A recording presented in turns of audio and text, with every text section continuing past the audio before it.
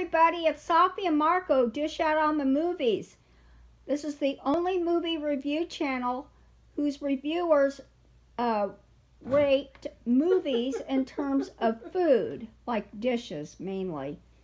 But this time we are working on a recent new series that's actually season 2 of The Alienist. It premieres every Sunday night on TBS at 9 and 10 o'clock Eastern Standard Time.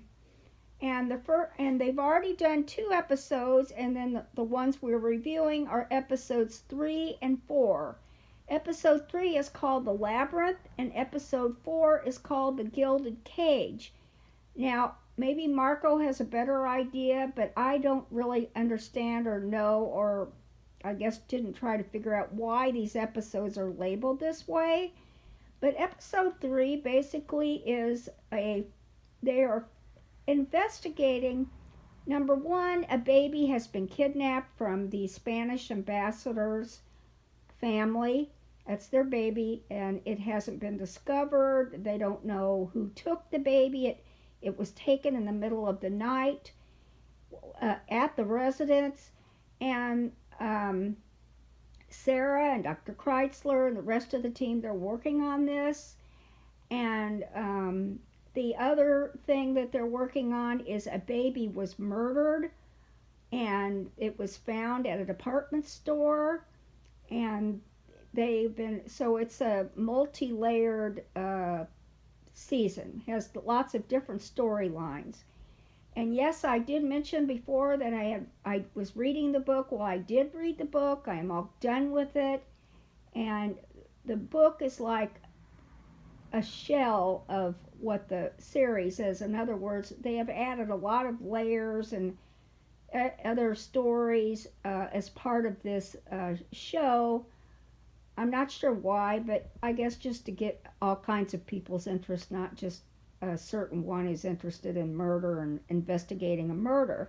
So anyway, the labyrinth basically is they're weaving, if you want to think of a labyrinth, they're weaving their way through an investigation. They're trying to figure out, they think maybe it has to do with the lying in hospital. Sarah's assistant actually goes undercover there. And let's see, what else? Well, they've already seen it, so they would already know That's what right, happens. that's right. So the labyrinth, you just think of a weaving a way through a maze of red herrings and actual clues, and then the big thing is her assistant goes undercover there. And so the next episode is episode 4, and like I said, it's called Gilded Cage. And we're still, this investigation, they started doing a technique called hypnosis. Now we know what a hypnosis is, but I guess it was relatively new at that time, the late 1800s. And Dr. Chrysler wanted to do it on the Spanish woman, and Sarah said no because she thought that it might be harmful. So she does it herself. So they show that. That's part of the investigation. Sorry. So here we are in episode 4, and they show scenes of Sarah's employee at the lying-in hospital. We see Sarah undergoing, well, she already did the hypnosis, but so we see the Spanish woman, since it was very interesting and helpful for her. She remembered things Sarah did about her childhood, so I guess she figured out the Spanish woman could do it too. Well, they got a completely different response. It wasn't good. So they have to keep doing they're trying all kinds of methods to get her memory to get her to recall what happened that night. See if she knows anything more detail that could help them. And then, I'll let Marco go ahead. I'm glad that you said all that, because I never would have known that unless you said it in this video. Well, I did want to mention the Gilded Cage. Like I said, we did not, I don't think Mark will figure it out, but we can't figure out why they name the episodes the way they do, at least so far. And they had this. Oh, okay. Or Why don't you talk about that party? is the cage This was is the cage supposed to be the fact that the baby is in a cage, or it's like it's in the thing what you know, is that what a bassinet. what does gilded mean? Gilded is kind of like decorated, real prettily, So like so maybe sparkly and so maybe flowery. so maybe that's what it means. It means that the baby is kidnapped and it's in a gilded cage, and it's not like a cage, but it is a cage because the baby's been kidnapped and it can't escape the thing, and so anyways, well, I'm kind of disappointed because I wanted to do an impression of Pinocchio woman, but unfortunately she improved even more these past two episodes, and so there's nothing to make fun of. Yeah, they were good episodes, And I thought. well, I thought that the third episode it was pretty good. I give it an A minus, and I give the fourth episode an A plus. And I still enjoyed the second episode more than the third one because I thought it was more action packed, and I thought it was more fast paced, and the way that it was directed. But I still like the third episode, and they did something really cool with the hypnosis, where they sort of reframed the perspective of the scene where she's in public and she's with her baby and she feels uncomfortable. Because originally I thought that scene was kind of an agenda scene because of the whole political thing of the newspaper making the hyping up a Spanish-American war. That scene, it seemed like at the time that it was just sort of trying to show that, like, oh, Spanish people can't be comfortable in America because of the racist newspaper, and because that's what it seemed like. But then they reframed it to make it seem like no, it's actually because someone was watching her that she recognized, and she felt uncomfortable, and so that was really cool. And once again, the Daniel Gruel, Mr. Gruel, he was the star of the show in both episodes. And also, there was a woman at the hospital who sort of helps them out with red hair. And she did a really good job, didn't she, Sophie? Oh, yeah. And Luke Evans was okay. Better than the last two episodes. And that's pretty much it. I mean, there's not really anything to criticize. Both episodes were really good. There wasn't any agenda crap. It was just good storytelling. And, well, I did kind of not like it, the whole storyline with Luke Evans' friend and him trying to set him up with Sarah, and the whole thing with, like, he's like, don't call me Mr. Blah Blah Blah, call me my first name. And she's like, I don't know you well enough to call you that. And I didn't like that.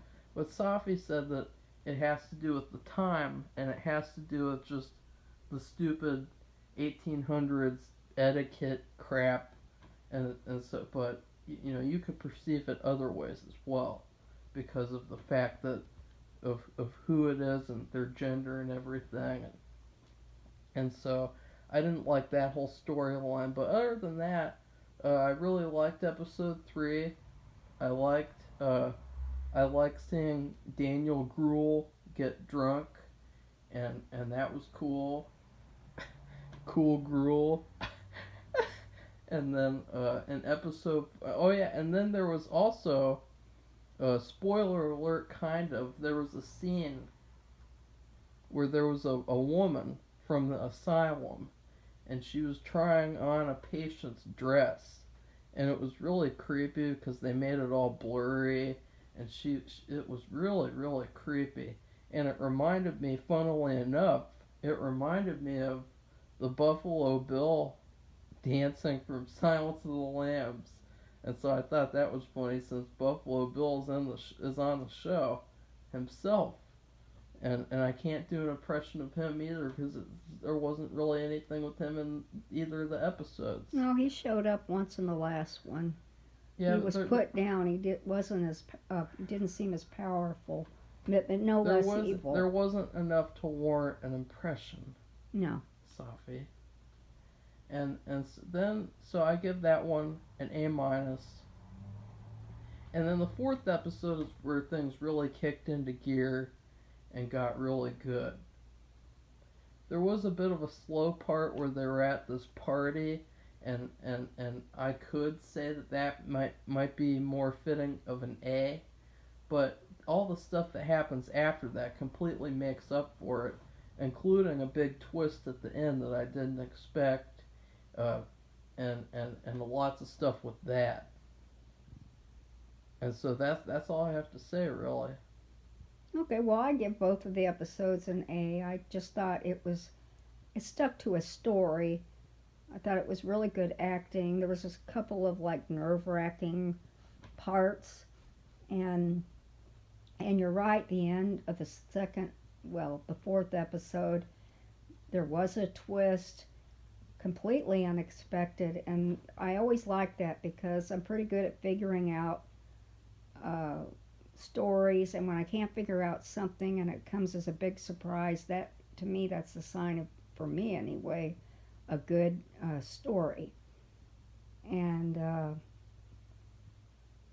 really another thing about these two episodes, not only was there a focus on hypnosis as a new technique for finding out information, but it was also focused on partying. The third episode had a bachelor party because, John is getting married to Violet, or Miss V. The boring girl. Ugh.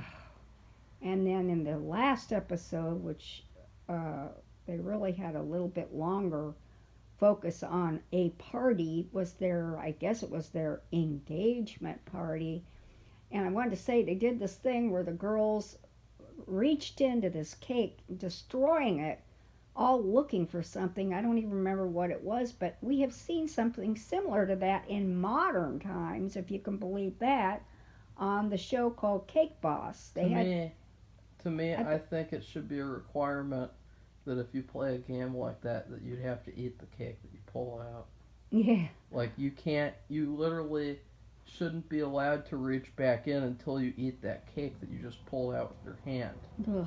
Like you'll have to stuff your face and really show what kind of an animal you are if you want to get the stupid little thing that you're looking for. Well, I think in the Cake Boss thing they had made another cake just for them to eat. And this other thing they could destroy, but it's still bizarre to see these women, and I don't even remember what they were looking for either.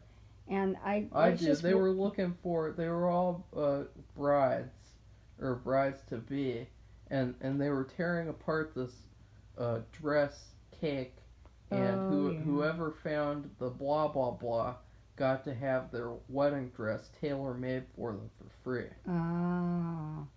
I wonder what it was they had to find. I don't remember. I can't remember. But it just, to me, it's kind of bizarre to see people destroy a perfectly good cake. And this, you're talking about, this was in the late 1800s. And I don't know if they made another cake, just like they did today's Cake Boss, for people to eat. This party was so ostentatious. The way people dressed, it reminded me of the people in the French Revolution, the monarchy, who had their heads taken off. That's what they were doing, Sophie. They dressed up like that on purpose. Well, I know, but they still just, even if they hadn't... It shouldn't remind you of that. You should know that because that's actually what they were doing. Well, I just didn't care for it. I thought it was disgusting. So anyway... Nobody liked it. But it was interesting to see it and to think that we saw something in a modern day episode that paralleled it is even more interesting because I'd never heard of that. Maybe that's familiar to people, digging into a cake and looking for something, having multiple people dig into a cake at a party. I'd never heard of it. So, anyway, I gave them both an A. I liked the surprise, and I liked the acting, and I liked the scariness, and what about the suspense, and what'd you think about Miss Pinocchio? Well, I thought she did a good job. She seems to either maybe she worked on her acting skills, or maybe she was better directed. I don't know if they have the same director. I don't know if they have different writers. I do know that Kayla Carr, who wrote the book, The Alienist, and this follow-up book, he was a consulting producer on this one, and he was not on the other one. He stayed as far away from it as possible. I have a theory, because remember, she was in that Once Upon a Time in Hollywood. Remember that? Sophie, get off your phone. Don't look at your damn phone. Remember she was in Once Upon a Time in Hollywood? Yeah. So maybe between that time and now, maybe her acting skills improved because she got to be directed by Quentin Tarantino. Maybe. And that's the only. Other than that, I don't know. You'd have to ask her about how somebody so wooden suddenly became a real person. Well, she gained more experience in movies and acting, and probably the more experience you have, the better you're going to be. I would hope. Maybe it's not necessarily true, but for her, I guess it was. I don't know. It all depends on the actor, because there are some actors where they were only in like a couple of movies and then they died. But they were still really good in the movies that they were in.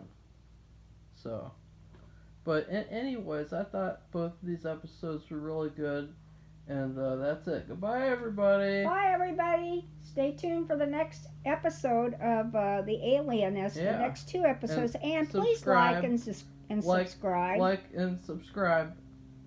We would appreciate it. Thank you. Okay. Bye. Okay. Did we get the payment in the mail yet from TNT? The payment so that we could say that the show is good after completely trashing it last season. Well, I didn't completely trash it, but I still no, we're not getting any payment. No, that was just a joke.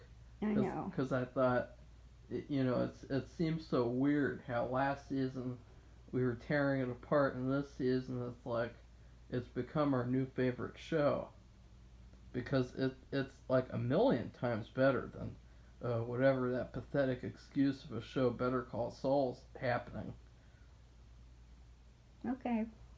So goodbye. Bye. The real goodbye.